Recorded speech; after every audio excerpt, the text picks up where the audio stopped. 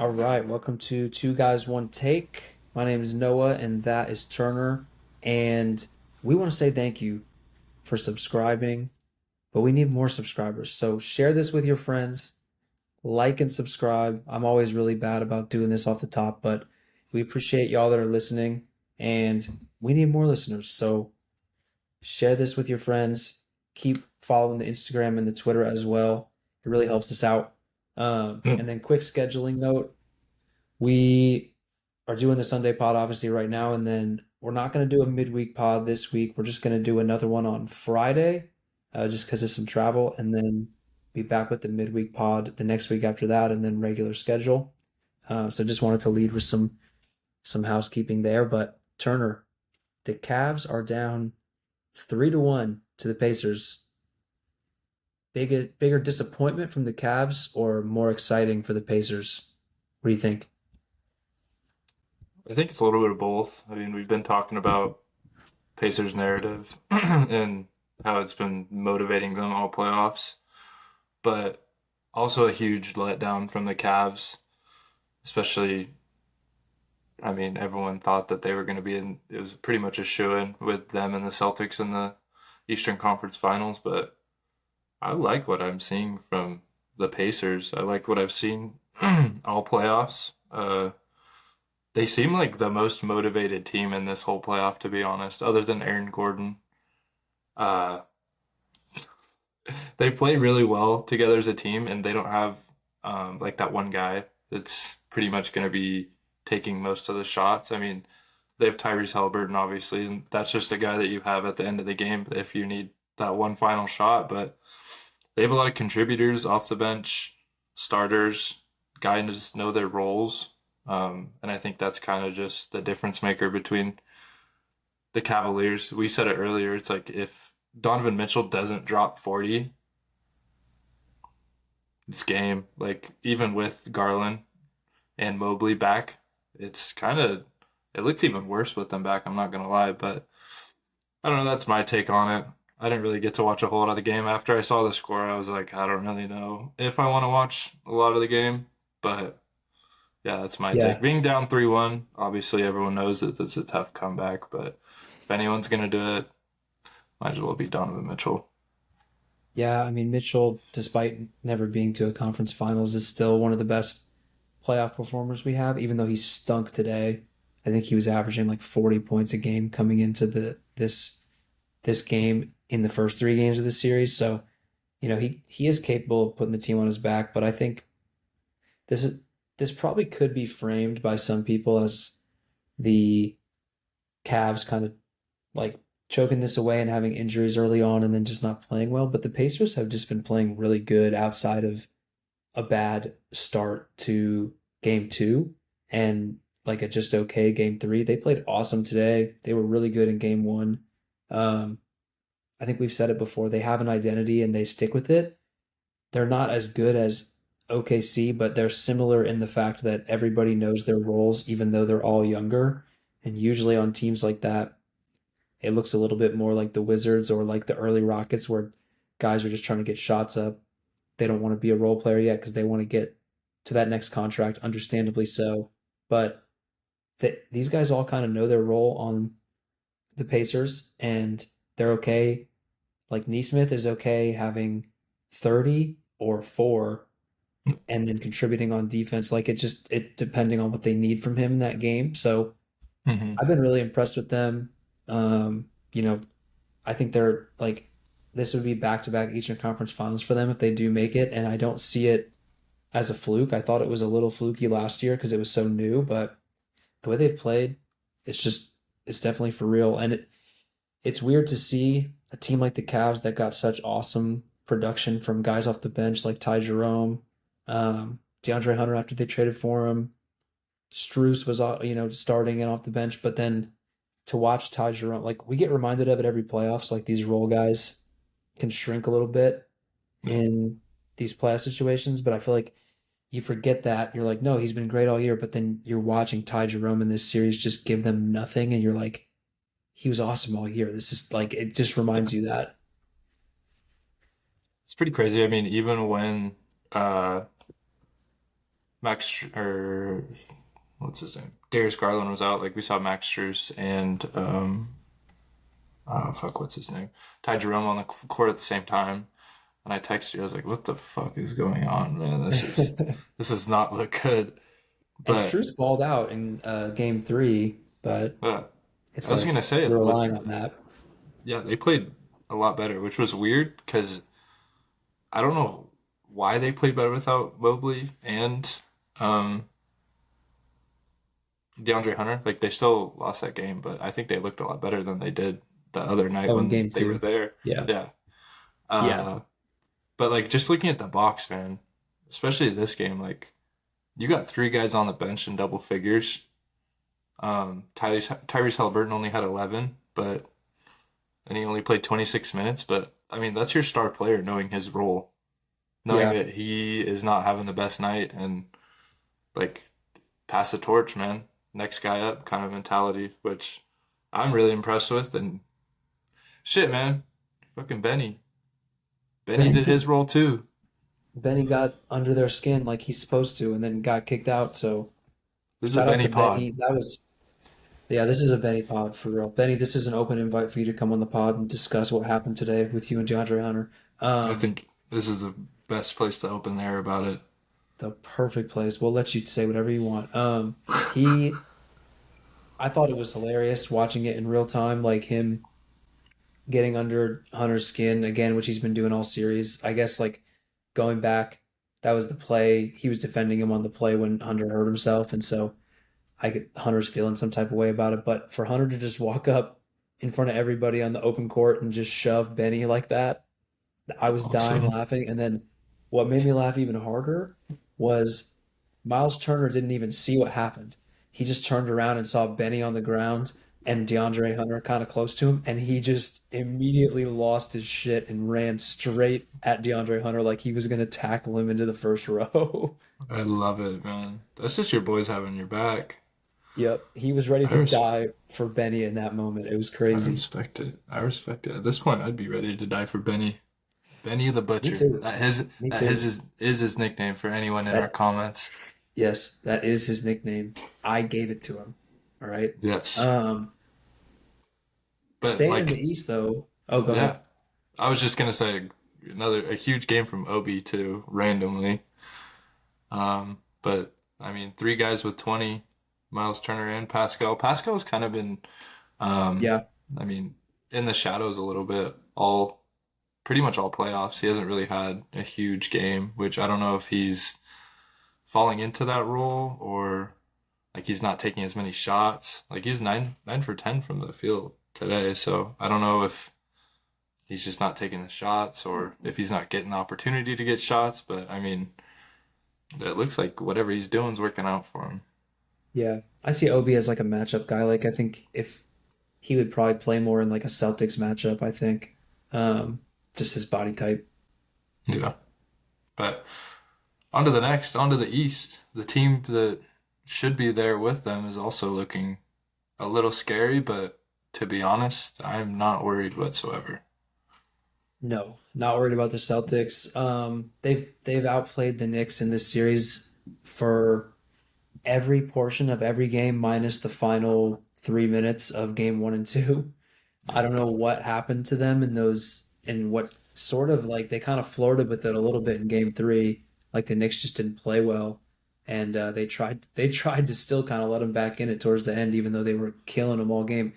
And I texted you during the game like the Celtics are so much better than the Knicks. It's honestly like a little bit laughable watching it.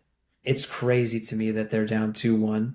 Um, and that's not even Knicks hate. The Knicks are really good. It's just when you watch the Celtics and they're clicking like they're supposed to, and they didn't even do that in this game. It's just impressive. But um, and so I still see them as the best team. I saw them as the best team coming into the playoffs.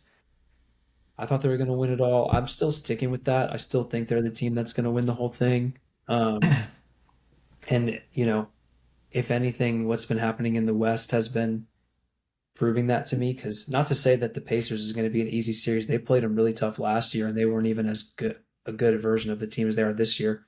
But if it does end up as the Celtics advancing to the Eastern Conference Finals, which I think they should, and then it is the Pacers, which they should be able to close out at 3-1. I think they'll be able to get through that. And what's happening in the West with OKC going through some growing pains, that's still their biggest challenger to me, the Celtics. And I think the Celtics are better than them still. So Yeah. calling my shot on the Celtics a little bit and just sticking with it. Yeah. I mean, even in the Celtics game, they rolled out a smaller lineup with Porzingis coming off the bench because he's got fucking ammonia or some shit. Yeah. Um, it's so weird. They also, this was the same case or injury, I guess you would call it, that he had last year. Correct me if I'm wrong. He had a sickness for a little bit earlier this year, and then he did have some sort of sickness at some point last year, I think, too. I can't remember, but Yeah. he had that bad knee injury last year in the finals and had the Yeah. surgery, and came back. But then as soon as he came back, he got sick, and they're just being really Super weird weird. about it. I know people like speculate online about stuff like that, but I don't. It's mostly just ridiculous. I mean, I'm sure it's something explainable, but Yeah. he doesn't even seem to understand what it is. So Yeah. hopefully he gets better. But it is weird that he just basically can give them like 8 to 15 minutes a night, and you don't really know what you're getting because he's pretty important. I mean, it's probably being back in New York, man. He got a little sickness. He's like, shit, I reminded himself why he left. That's shit. I can't believe I used to play here. This is crazy. Um, But no, no, the Celtics kind of did what we thought that OKC would be doing. Like, they got huge minutes off the bench. I mean, you don't really count Kristaps as a bench player, but he put in some big minutes for him, made some big shots, and the Peyton Pritchard, man, Rich. Portland, the Oregon boy, homegrown and raised straight out of Portland. Yep. He he's a good player, man. I hope he doesn't go on this Tyler Hero sort of era where he leaves and gets his own team and then it just kind of blows up in his face. Like, I hope he knows that he is a role player and needs to stay a role player and Six not, man of the year. yeah, and not take things out of proportion. But I'm liking what Yeah. I'm seeing from him. Obviously, I love that Giroux's back and he seems to be a little bit more healthier. They're quite doing his thing. It's just the whole them because what they went something for 60 from 3 point. It And was like the it was like 12 of 76, something crazy like that for a while. But they went eight something of 60 crazy, in one game. something Um, crazy. It just made me realize how much threes they shoot. Which I mean, if you're playing a numbers game, which Joe Mazzulla is probably doing, yeah. it works out in their favor a lot of the time. But if you're not hitting on a day like that, then you don't really deserve to win, to be honest. But they brought it back around and they started hitting again. Yeah. It gets ugly when they're missing, but then you watch a game like the other night where they are hitting threes, and it's just so hard to stay in the game if you're the Knicks unless you're keeping up, which it's tough to do. And it just hits me whenever I watch them because you kind of just forget because you're watching whatever. But I'm like, oh yeah, they have Derek White. Oh yeah, they have Drew. Oh yeah, Pritchard comes off the bench. Oh hey, there's Porzingis, and you're just like, dude, what the fuck? This team like Yeah. is loaded because I Mm-hmm. haven't even mentioned Tatum or Brown, who are the two best players, but they don't even need to. Like Tatum didn't even play well again, really. I mean, he found his 3 point shot, but he didn't play that well again. Brown played a little better. He's more aggressive, but like on nights where Pritchard's going to do that, and then there's nights where Derek White goes crazy. It's like they don't even need their best guys. Whereas like the Knicks, they need their best Yes. five to be the best at all times to win a series like this. So Yeah. that's why I still And feel good about the Ticks. yeah. I mean, we haven't seen a whole lot of production out of the Knicks, pretty much anyone other than Jalen Brunson. Uh, OG, OG too. OG didn't have the best game on no, but he's had a good series though. yeah, he has a good had a good series, but Cat finally did something, but it looks like his hands kind of bugging him. I know I Yeah, saw a bunch of posts that said that he mouthed like I broke it. to his Uh, dad or something. so I don't know if that is gonna translate into the next game or anything, but Should be interesting. And he's been kind of shit from three, which was his bread and butter, has been like his whole time in his career. But Yeah. He's been uh, just getting he's been getting I don't know. Like it's playoff cat, so it's up and down.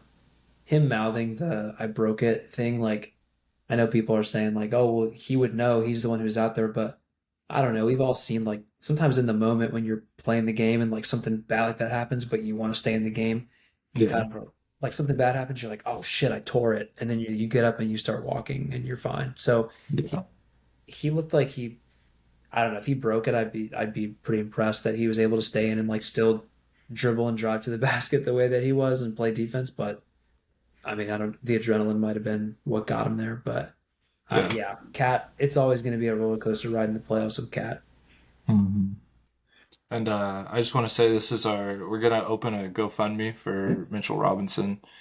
He is in some sort of pain. I want everyone to pray for him. Uh, but I'm glad they could make his wish and let him shoot some free throws for the New York Knicks. Uh, but hey, that's tough, man. 4 for 12 from the free throw line. He airballed a couple too. Dude, that was painful. That was painful. Whoever's running the ESPN account, are you fucking serious? Bigger than basketball, and they're literally playing basketball. He's a basketball player, and like, what? That was Not crazy. They It's said, not yeah, bigger than basketball. I could not believe that shit. It's awesome. And then everything surfaced on X about how he's fucking shooting step back threes and pickup and everything like that, which I understand Exactly. that he is an NBA player, and if any of us go and try to guard an NBA player, he's going to give us buckets like that no matter what the setting is. But I think it's testament of like the level of competition in the NBA too, and Yeah. the level of defense and what you're going up against. Because that guy's an all time, not an all time athlete, but he's a very athletic person, and in any sort He of was the best setting, player on every team he played on growing up, I'm sure. yeah, oh, So, 100%. And the fact that he's at this point in his career and people are hack-a-shacking him to make a free throw in the yeah. playoffs, I don't know what to do as a coach there. Like, you do you take him off? Do you just keep doing this like back and forth sub thing with Cat? I know their Tibbs was doing that a little bit, but it didn't really work in their favor a lot of the time. I guess I'm stubborn. I try and keep him in just because of what he's doing on defense because they're hacking him for a reason. So you want him to give you what he's giving you on defense, but it does like, and then at a certain point, it's like, all right, man, are all your guys just going to be in foul trouble? Like, I don't know. I just feel like I would try not to give in to like secede that to the other coach, but at a certain point, you see you kind of have to if you need offense. So I guess it depends on the situation, but yeah, I just couldn't believe that post from ESPN. ESPN. I literally Shit was is like, so funny. does he have like a disease I'm unaware of? What's going on? I couldn't, dude. I couldn't. But MSG, yeah, man. Those guys I paid thousands of think dollars to cheer for him like that. the tickets for that game too, like the lowest was like 800.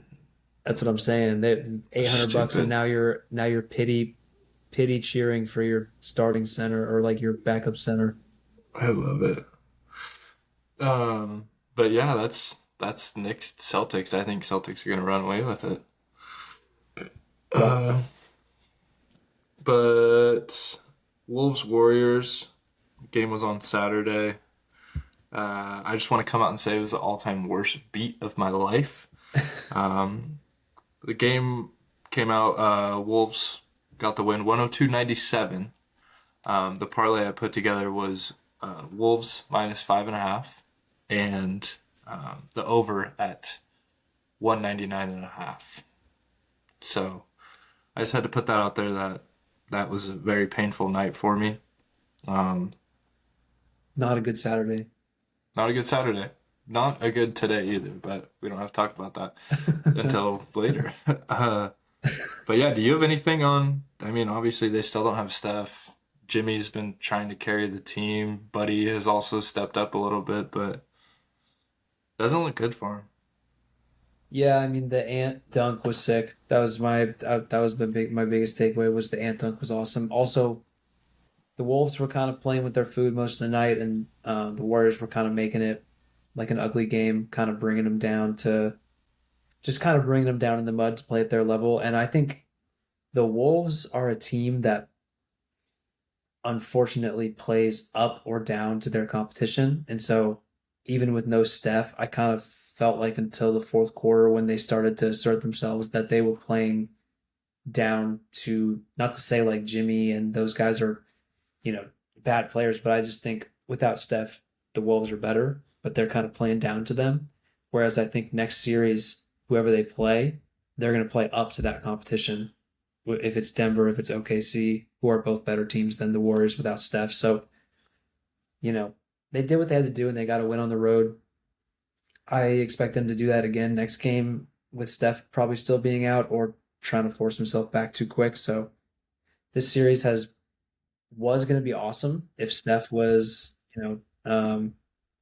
was available, but with him not being available, it's just been kind of a snoozer. Yeah. I've seen a bunch of stuff, especially with Michael Porter Jr. playing through his injury, and everyone saying that if it was the regular season, he'd be out like 2 to 3 weeks. Um, and they're saying he can't lift his arms above his head, but obviously he has to lift his arms above his head to shoot. So I don't know why we're fucking throwing him flowers, but I don't know why it's different for Steph. Everyone's saying like, Steph, you got to come back. Obviously, this is your team. And then comparing it to the Michael Porter Jr. thing, it's in my case, it's completely different because this is his hamstring we're talking about. It's not his shoulder. When you're Yeah. running, like you can take your shoulder out for a couple plays. All you really need is to shoot. But when you're sprinting up and down, you're sliding back and forth, like your hammy is involved that whole game. And Steph doesn't have a whole lot of years left in him. We're going to be completely honest with that. So No. why ruin it right now? Why just let everything go as of right now? But I definitely think he's going to come back. I don't want him to come back too soon because he comes back too soon, does something even worse, and then it's wraps for the Warriors.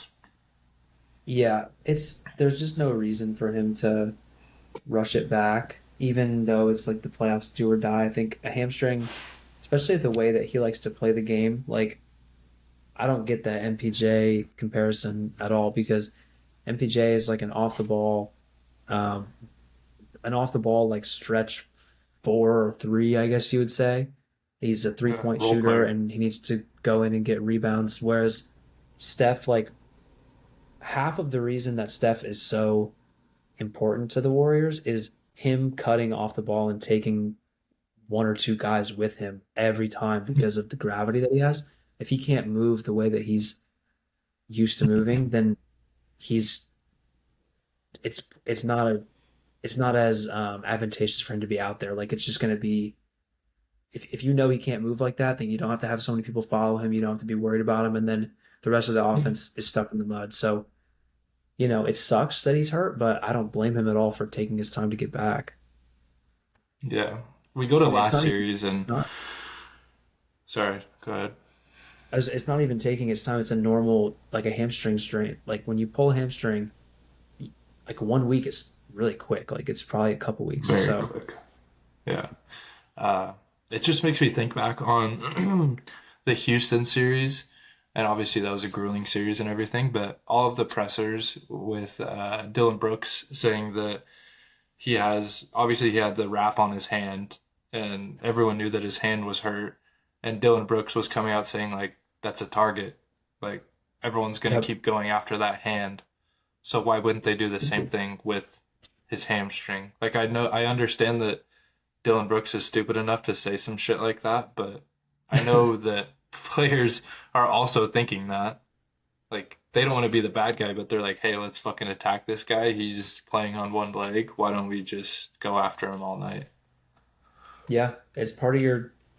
I mean, you're not trying to like injure them on purpose, but it's like, why would you let somebody off the hook if you know they're injured? You should be driving at them trying to play him off the floor basically at that point. So, you know, that's what would happen if he came out there and wasn't 100%. He would get targeted on defense. He wouldn't be as important on offense. I also think going back to the Rockets series, like we said it coming into this series, I didn't necessarily think somebody was going to get injured, but we did say like I'm happy the Warriors made it through that, but they're an older team, and that was a 7 game rock fight, and now Yeah. you know it's kind of looking back, like it's obvious that somebody was going to have an injury issue because you, it's just not when you get in like the upper 30s, it's just near impossible to get through a full playoff run against teams like that without you know something coming up. So Yeah.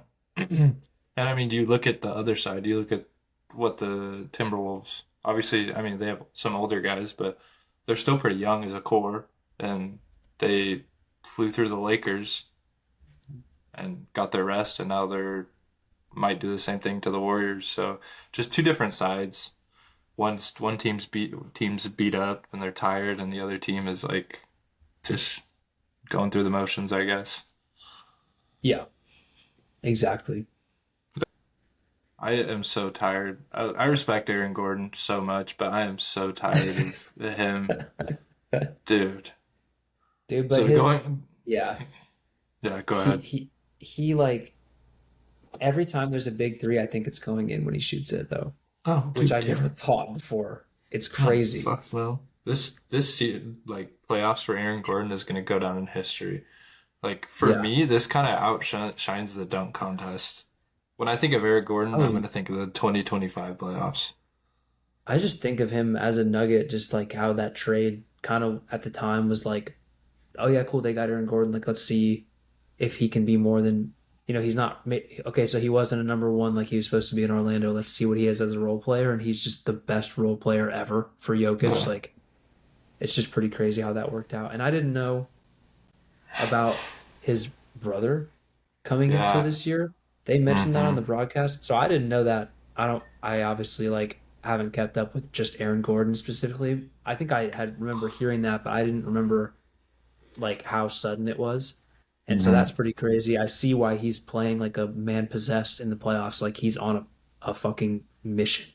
So Yeah. I And get I it. mean, he is. Also, they interviewed him before the playoffs, and they said, or he said, I just want to win one for Russ. And then I've been seeing all the quote tweets are like, damn, he really meant that shit. Yeah. Fucking kills me, dude. He low key did. He Fucking, wants to win it for him and Russ must get along. Damn. I guess. But the thing with his brother is, I mean, really sad. And I Yeah. kind of Obviously. Yeah. remember something about him changing his number to his brother's Yep. number. So I mean, good for him. You love stories like that, and I hope he continues to tear it up, man. Because this series, Yeah. it's been boring at times, but I mean, shit, it's it's turned out a lot different than a lot of people would have thought. As somebody like not rooting for OKC, but I feel like I'll be really wrong if OKC doesn't win this series. I really thought they were going to win this series for sure. This has taken like years off my life watching this series because it's so clear. Like, and today was a little better down the stretch, but like when you're watching these games, you're like watching OKC grow up like before your eyes and like make mistakes that like a kid would make. Like I almost feel like a parent where I'm like, no, why are you guys being passive? Why are you being indecisive? You've been decisive all year. And then Completely. it's the playoffs. They're younger. It's only their second playoff run together. Like it's hard. And then you watch Denver on the other end, and it's kind of simplifying the game, but it's also what I've been watching. Denver has just been there, done that, and they know exactly what they want to get into on offense when the game's on the line. They're decisive about it. Today was a little bit different down the stretch. I felt like Shea was able to get to his spots, and the Thunder were a little bit more decisive. But you can still see it creep in at the end of games when it's close, where sometimes they're almost like trying to just sit on the ball and let the shot clock go down, and then they're like, "Oh shit, we have to," and then they miss a shot, and now Denver's running, and they're decisive, and then they make a big shot, and now it's close again, and it's like I wish OKC would have that same. decisive aggressiveness to close a game that they do throughout most of the rest of the game. Hmm. I agree with you there.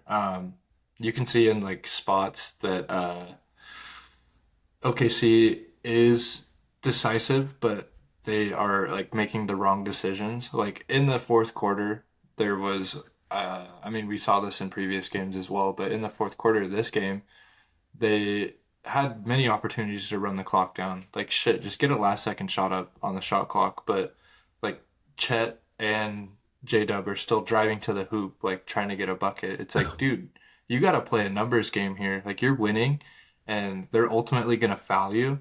So why don't just run down the clock every possession? Like there was even a possession where they ran the clock down, or they didn't run the clock down, got an offensive rebound, and then just took another shot up right after that. It's like you got to know what is going on and where you're at in the point of the game to ultimately like close out games. Because if you don't, you're going to see exactly what you saw in, what was it, game two, where Game one. game one, where the Nuggets are coming back and they have no business coming back in that game whatsoever. But also the growing up thing too, it's pretty evident, especially in J Dub's game. Like J Dub looks like he has a lot of confidence going back to last year, looking like he was young. That was his first, was that his first playoff stretch? Yeah. Yeah, and then he's looking good. Shea is kind of shaky at some points, but I think it's just because he wants to be that guy to take over and score every time. But then And today's Chet, fourth dude. quarter was awesome. Chet But then is Chet, throwing up Chet too. doesn't want the ball. It's No, like yeah, I loved he's watching Chet all season. He was yeah. like confident, got to the hoop, like he would pull up, shoot threes, and now that's in the playoffs, it's like he gets in his hand and he immediately just dishes it. Or he just yeah, Chet has been a a rough watch this series. Like for a guy that's 7 feet, I've never seen a guy this tall get blocked at the rim so much. Like because he's not like he gets the ball in the paint sometimes, and he it's almost like he's like, oh, I have to score so quick. He doesn't do a head fake. He doesn't do any like type of post move, and I'm like, dude. And then he gets blocked at the rim Yeah. because like Joker's the same size as him, Yeah. and so that's been frustrating for me to watch. And it's almost like it's you feel like you're like, dude, hold on, time out, just slow down, dude. Like you can see it speeding up for them, and Hmm. I'm sure that their coach is like Dagnall is hitting on that all the time. Like, hey, we've been this team all year. Like, no need to freak out now, no need to change it. But it's tough when you're out there, especially on the road in a playoff game, and you're looking at the best player in the world in Yoke, and it's a 5 point game, and you're like, shit, we already blew game one. Like, what if we blow it again? Like, Yeah. that's as good of a player as you are when you haven't been through all those battles all the way through and seen yourself come out the other side. I can imagine that it would be really tough to not have those thoughts come in your head. So Yeah. it's been a really competitive series. It's been fun. Dude, it has. And Yoke is he's bullet like he hasn't been shooting very well, but No, he's had a he rough has shooting. been bullying Chet and Hartenstein, man. Yeah, Like it's pretty bad when they're in the post. I mean, they double team him, which yeah, you if you're a Nuggets fan, I'm so sorry you have to watch Christian Braun and Russ shoot like eight threes a game, but I mean, it's been working out for OKC. You yeah, see like they do double team him every time and Russ yeah. pulls up with the corner three. And yeah, yeah, The only time I get nervous is when MPJ or Aaron Gordon get the ball. Like they have yes. an actual shot of making it, but it's not the same with Russ or Christian Braun. I think it's going in when Gordon or Porter shoot it, even with Porter being hurt. I Yeah, don't think it's going in with Russ, but sometimes when it does go in, it feels like it's a huge time. It's like like Russ will be like 1 over 7 from three, but the eighth one that he shoots is like to tie the game or something, like to yeah, blow the roof off the place. And the Denver fans like know like when he makes one, it's a big deal, so they go crazy when he makes one. I yeah. think I tweeted today every Russ three feels like it's worth 6 points because it does. Like it feels like it's worth extra points the way everybody freaks out. So and then Oh Braun, yeah, dude, Braun, I wrote it down. He was like willing Denver to stay in that game in the first quarter. Oh He yeah, he's the and it leading wasn't scorer, and pretty. they kept panning it over to his mom too. I know. I was like, all right, Mrs. Braun, okay, we get it. Um, but it wasn't pretty, but it was classic like Christian Braun. He was just getting to the free throw line with like sheer will.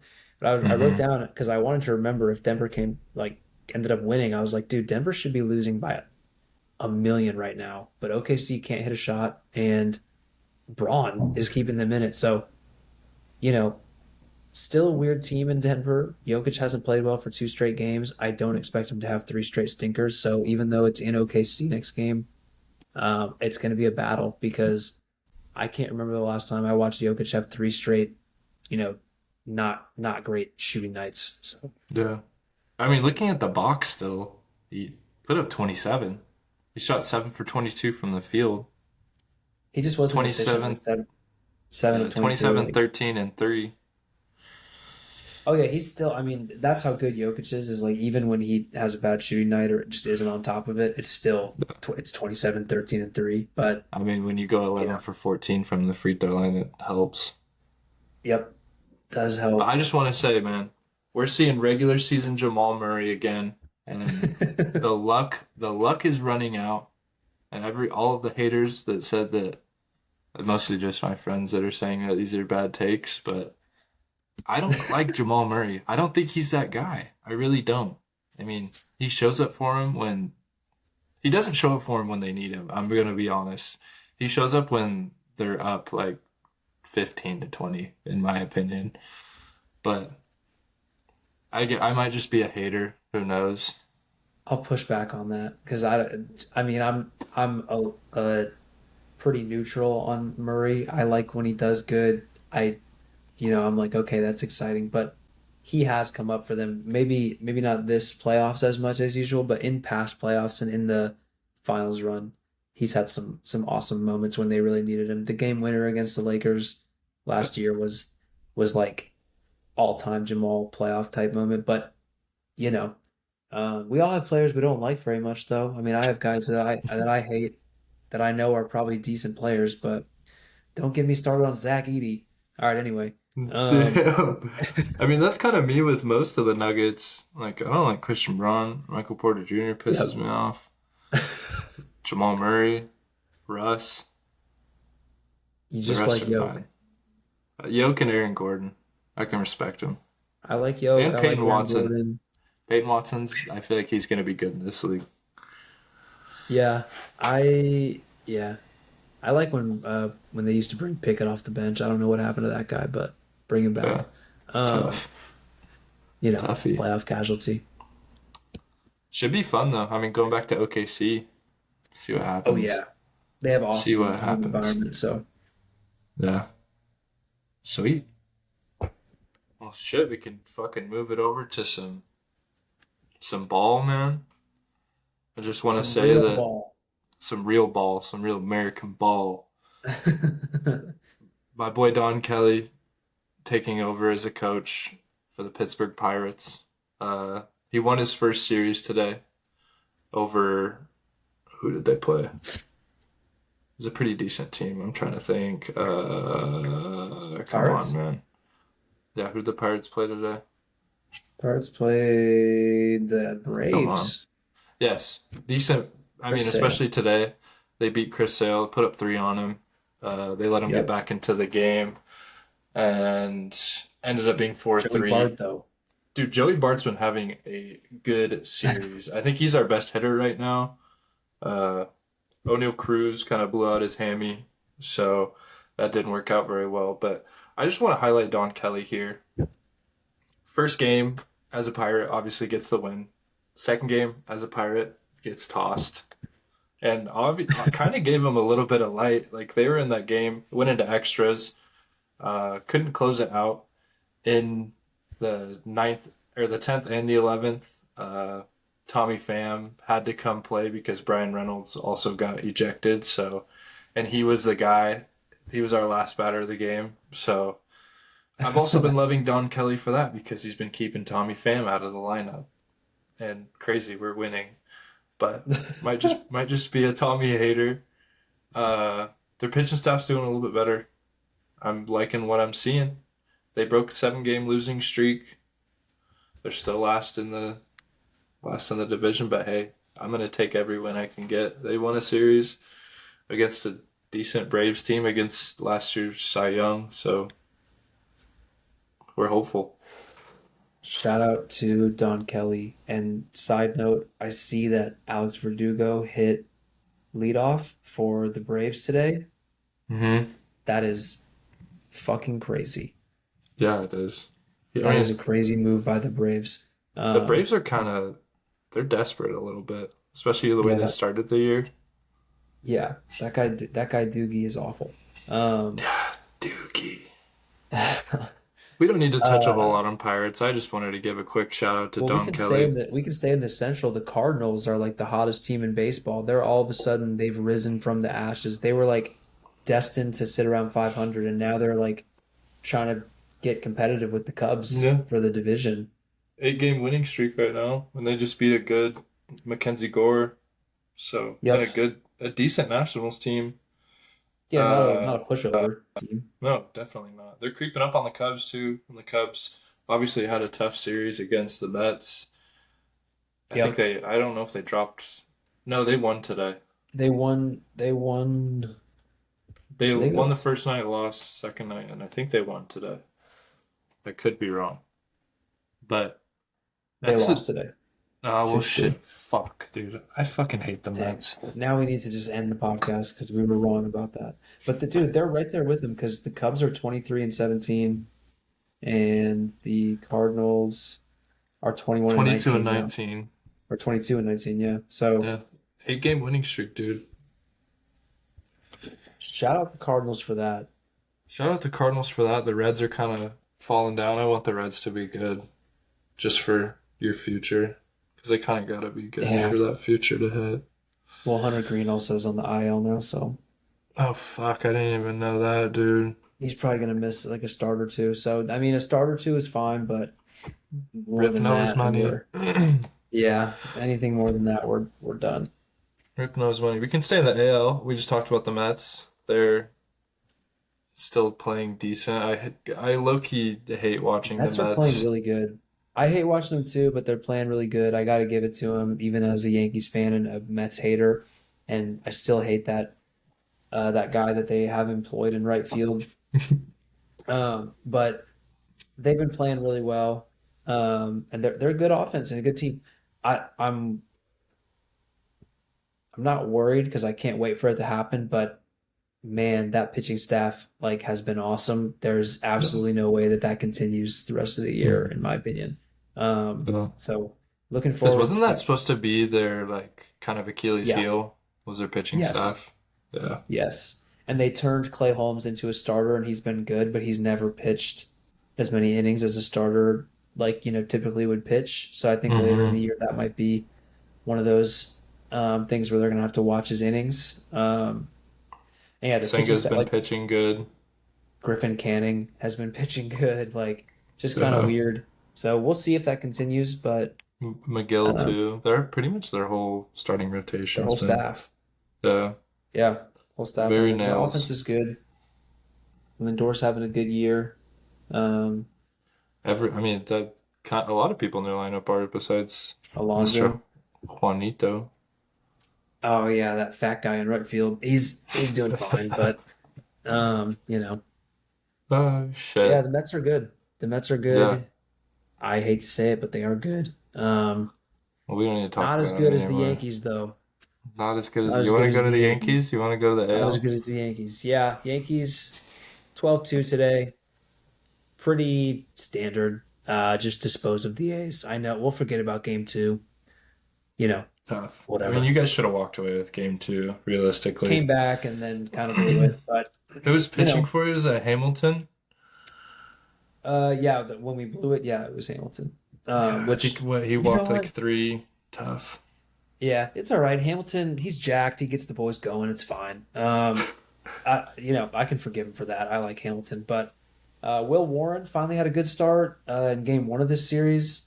Fuck it, let Will Warren go seven and a third. Why not? He's been awful all year.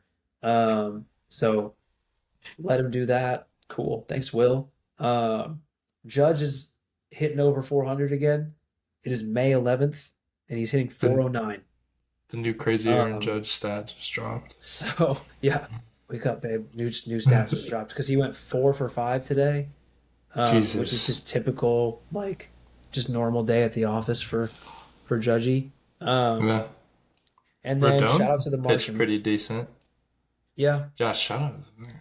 but shout out to the Martian. This is my last Yankees thing, and then we can move on to the rest of the league. But uh, Dominguez hitting 3 bombs in the first game, one of them being a grand slam, and hitting one from the left side and one from the right side. Fantastic. He should just retire early.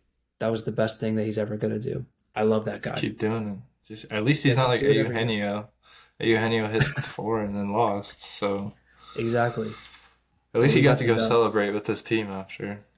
Yep. And I will be in attendance on Tuesday at Mariners Yankees this week Should to be a see the good matchup. Martian. Yep. To see the Martian up close and see if he's really out of this world. So I'm Damn. excited. You gonna try to get auto? Try to get a little Judge auto? I'm not an autograph guy, but I do like to just get their attention and then just be like, "What's up?" Hey, Judge, I go, it's me, "Martian, Noah. Martian, out of this world, You right?" could do your own roll call. Just you. Oh, Aaron fun. Judge, Aaron Judge. They're like, dude, get that Shut guy them. that's hammered in right field out of here. But I gotta ask you, man, are you scared of the Sox still? No, not at all. They've been terrible, man. What's up with them? And Yeah, then they got Devers drama and stuff. you gotta Um, love it, dude. all I gotta say, dude, is that if our best player, Aaron Judge, needed to play first base for the betterment of the team, he would be at first base tomorrow. He'd say, Yeah. "Where's my glove? Sign me up." So for Devers to basically just be like, "Well, they told me that I was going to DH, and then now they're saying I had to play first base." Why would I have to do that? I don't know. Maybe because your first baseman fucking blew out his leg, dude. Maybe that's why. Do you remember that when he got carted off the field? Like, what are we doing? God damn, dude, that was bad, He's like, Casas. "What changed?" Uh, Uh, yes, that was terrible for Costas, and I like Costas. He's kind of a funny guy. He's probably one of the only Red Sox that I don't really mind. But that uh, I felt bad when that happened. But for Devers to be in the locker room and be like stunned that he was asked to play first base, it's like, dude, were you asleep for that game? I just saw the tweets about it. I didn't see what he said, but I was just thinking, I was like, you're not gonna play third. But he wanted to play third. It's like, well, you're not gonna play third. Obviously, you don't have the glove to play third. You can DH. He's still playing hard when he's DHing. It's not like he might just be actually dumb and be like, like it's the meme. He's like, me? Me? But who First knows? base. He looks like he's meant to play first base, man. He'd probably be a good first baseman. I don't know. I'm not saying it's easy to pick it up and just like play it, but I am just saying like I don't know, man. I watched Jazz go play third base for the Yankees after never doing it before in his life and playing third base in the World Series, and he was Yeah. awesome at it. And maybe he's a better athlete, but I also think he got traded to the Yankees, and then he was like, "How do I help us win this year?" And they were like third Yeah. base, and he was like, "Got it, cool." So just weird Devers from might just be Devers. leveraging himself. He's like, hey, what are you gonna do? Take me out of the lineup? No. No, because I'm Rafi Big Yeah. Scoops and I hit bombs. So I love Rafi. I love him. I had to Uh, give him a hard time. you do. Uh, yeah, the AL Central. We can move on to that. Tigers still up top. We got a 3 game lead on the guard dogs. Uh, but yeah, Tigers are still. I don't have a whole lot from the Tigers. I haven't watched a Tigers game in a while. I know their pitching staff is still crazy, and Scooball is still fucking doing what he does. Yeah. Flaherty, Scoobs. Yep, Mm-hmm. that's So it. that's our Rangers AL pitched. Central talk. AL West, man. The Mariners. The Mariners. What I think I've only The seen two Mariners Mariners. teams that were decent in my lifetime. So growing up in Yeah, Washington, this it's team's been a good. crazy ride. Yeah, this team's good. I will say I keep seeing the screenshot of them. I get like last year they were 44 and 31 and they had like a 10 game lead on the division and then they didn't make the playoffs. So Mariners Yeah, fans are still protecting themselves just in case, something bad happens. yeah, But they have been playing well. They dropped 2 out of 3 to the Blue Jays this weekend. that was So tough, this especially Yankee for series you. becomes yeah. So this Yankee series becomes more important for them. You know, it's I think everybody, it's important when the Yankees come to town because they're a good team and they went to the World Series last year. So you want to bring Hmm. your A game, but this becomes even more important for them to kind of get off the losing streak. Which they've got their best pitchers, I think, for this series against us because Bryce Miller just threw, who's been having a tough year, but Luis I think Castillo Woo's going to also threw throw. to. It'd be I Wu, think Gilbert, Woo and and Gilbert, I don't know who else. Woo and Gilbert, and then whoever else after that. But those are two of their. I mean, Woo's been awesome, and then Gilbert. I think Gilbert's their best pitcher, but Oh, um, easily, easily. so I just yeah, hope they can keep up the offensive production and it's going to yeah, be interesting seeing the Yankees day like 3 days in a row seeing decent pitching because sometimes I feel like when they see decent pitchers they kind of fall off. But yeah. Tell me about it. Yeah, no, you're correct, and well, it's going to be interesting to see the staying on the Mariners, like you said, like Cal Raleigh, I think is that good that he's going to keep up what he's been doing, but the rest of the offense, like Jorge Polanco, like is he going to keep hitting like this? Like some of these guys, they've been getting awesome production from. It'll just be mhm, interesting to see how that plays out in a long season. Um, yeah, and it'll just be interesting to see if them not spending on some offense the last couple of years will still eventually come back and get and bite them. I know they traded for Randy and he's been good, but um, they have the money to spend on somebody this offseason or like, try and go make a splash in the last couple off seasons and they just don't do it. So, yeah, it's nice that they're getting production from guys that aren't big money guys, but it'll just be interesting to see. I'm kind of hoping if they're in it at the trade deadline that they'll make a move again. So we'll see. yeah.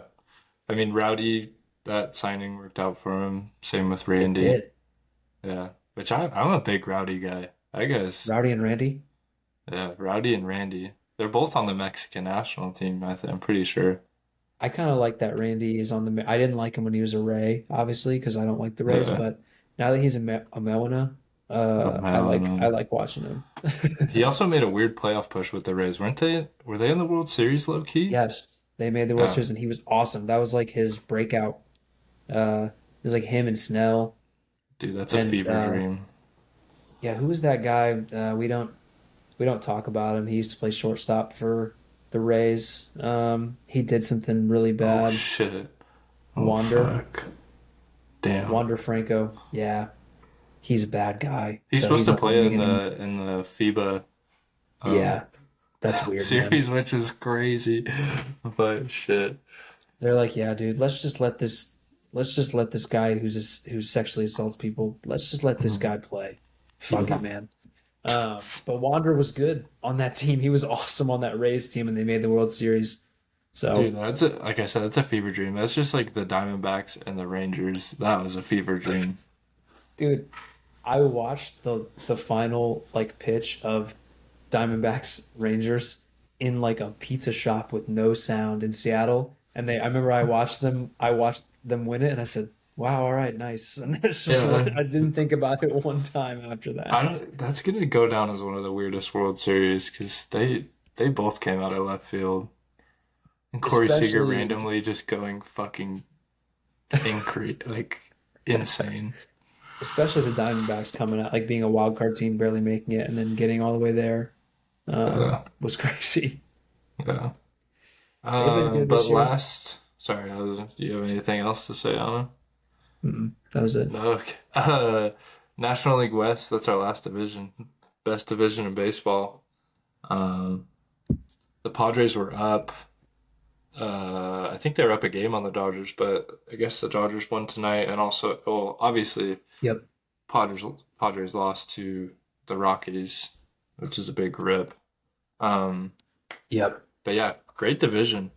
Everyone, I mean, Giants are in third place, they're only 3 games behind the Dodgers, and the Dodgers honestly haven't been looking like this Dodgers we have been seeing the last couple of years. Like they look like a beatable team in my opinion, but they're still winning. Like they've already won 27 games. It just doesn't make sense to me. Yeah.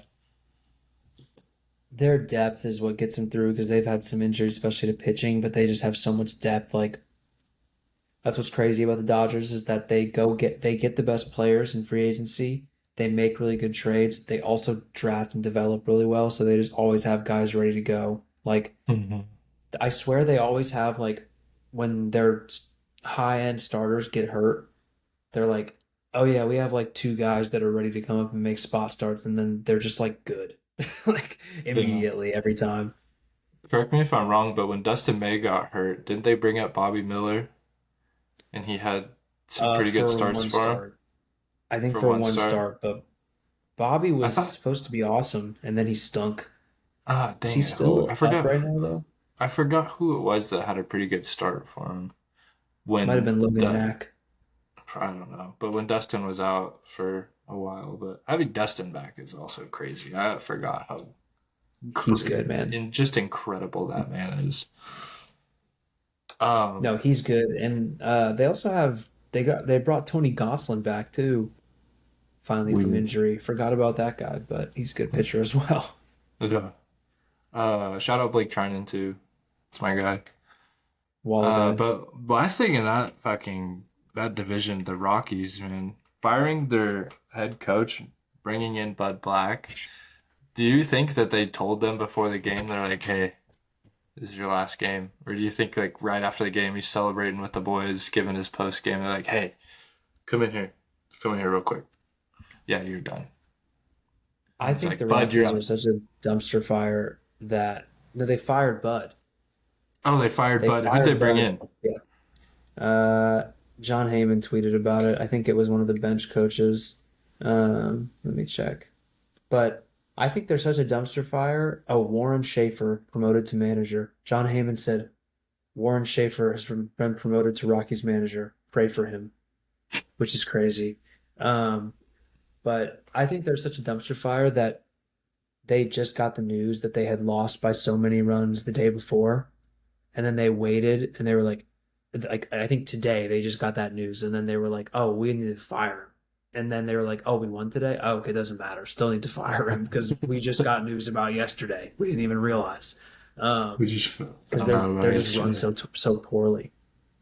Yeah, that's I don't even know what to think, especially after beating the Padres, and I feel like you'd be so hyped as a manager, and then you're just coming back and you're like, "Hey, man, you're gone." But Did you see the I'm a Rockies socials post that they're having open tryouts? dude.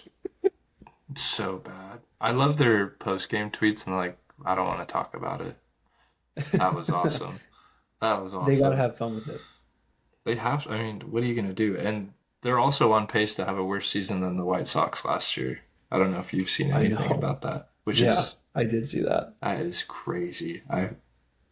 If you're a Rockies fan, hug your brother, man. Dude, Check up on him. it's crazy. And I just am thinking, I went and I saw a Rockies game. I was in Denver, like, I don't know, maybe 10, I think it was 10 years ago. And it's like Nolan Arenado, like, pretty decent team. Like, they didn't win anything, but like, at least it was entertaining. Like, they had Arenado, they had a couple decent pitchers. They could hit the ball a little bit. And now you just have like nothing to look forward to because Chris Bryant's always hurt. Yeah, Like, bad place to be as a fan.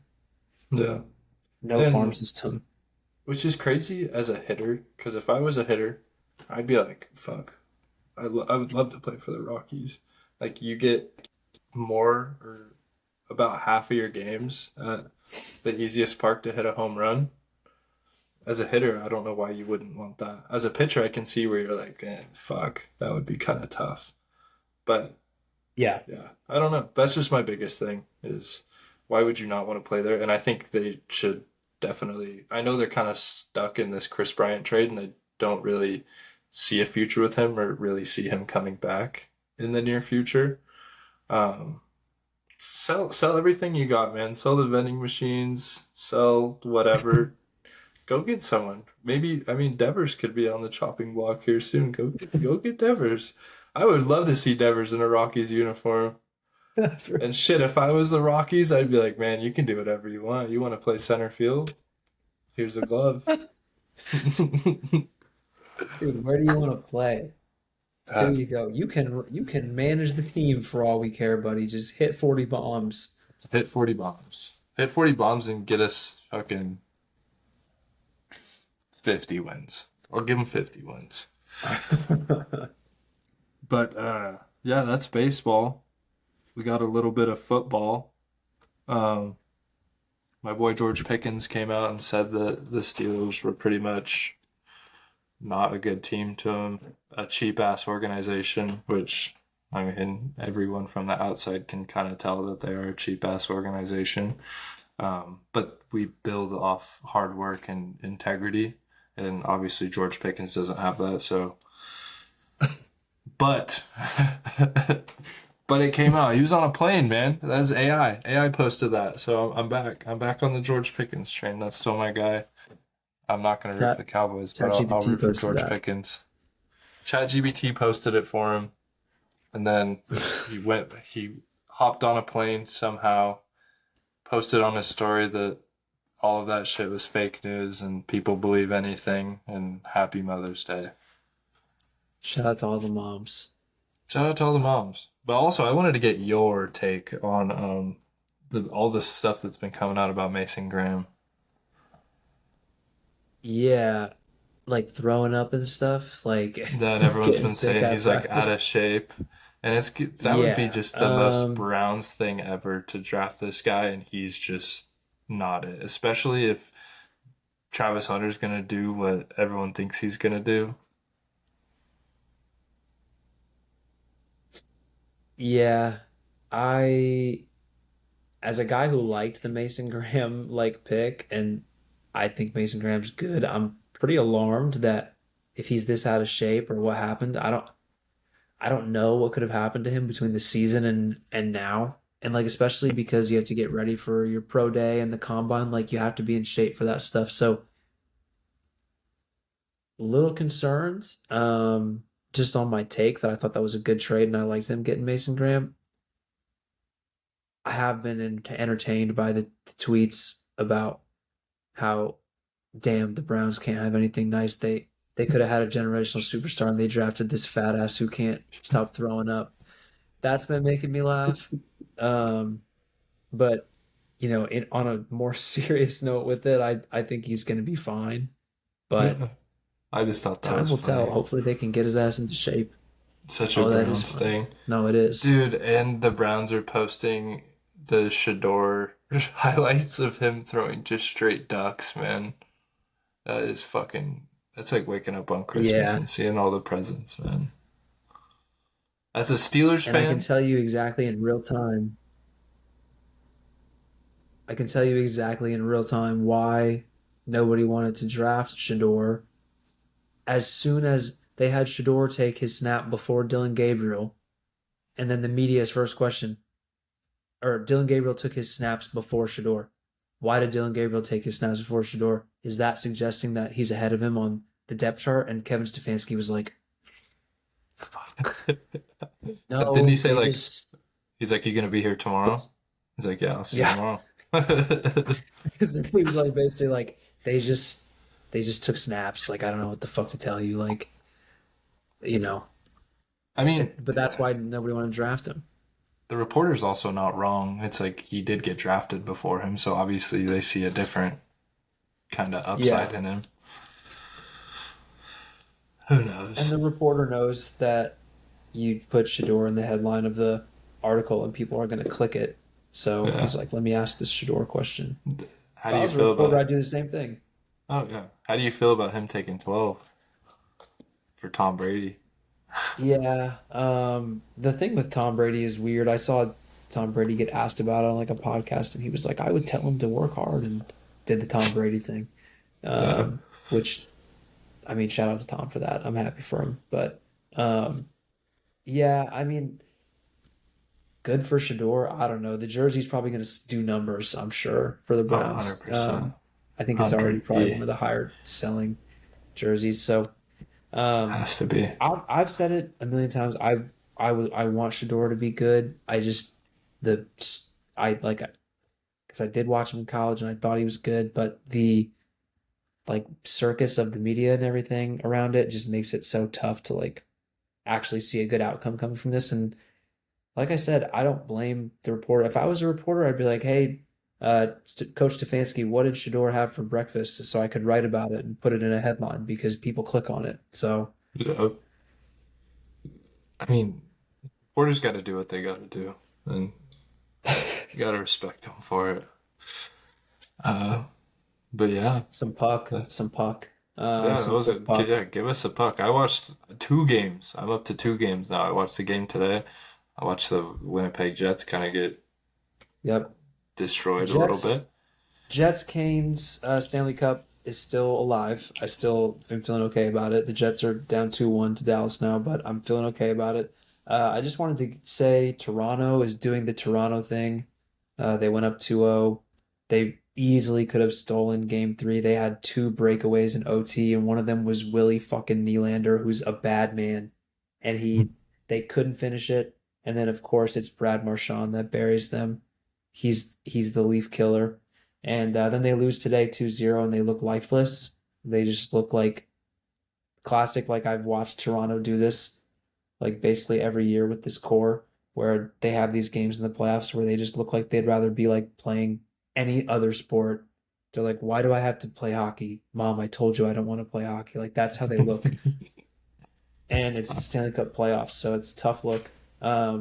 Edmonton keeps stealing games. Vegas won last game, but like honestly, game two could have gone to Vegas. They outplayed them the whole time. But when you have Connor McDavid, and Leon Draisaitl, it's too much. And in game two, Connor made Jack Eichel, who's a really awesome player and like a Selke Award finalist, like most of the time, made him look silly. And I saw people kind of making fun of him for that. But dude, when McDavid is coming towards you full speed, you're basically fucked in open ice. Like you're Oh just yeah, like there's nowhere to go. So yeah. um It's like when so Ovi that was gets a one awesome. timer on the wing, man.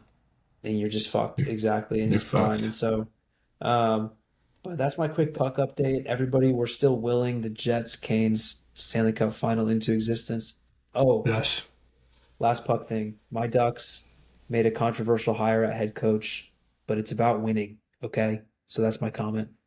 Here. The Penguins also hired a new coach, or they fired their Who did they coach. I'm resign? not too sure. Did they hire Mike Sullivan? Or they fired Sullivan, I'm pretty sure. Yeah. Um So yeah, I might be invested in the Penguins next year. Is Sid you still should on the be. team? Hell yeah.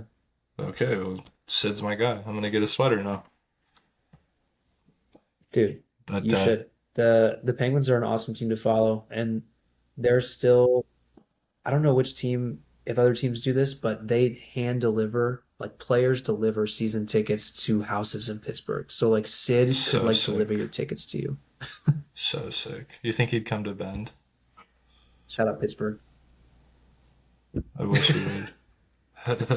Yo, Sid, hop on a plane real quick. Uh, but yeah, that's all I got. That's the pod, man. That's all I got for the pod. I Yeah, already told you guys to subscribe, so just remember to do that. All right. yeah. Thank you for coming back. Like, comment, subscribe, watch the reels, repost the reels, repost them again, like them again, and fuck Hell yeah. the take-a-thon. Give your We need some takes. takes, man.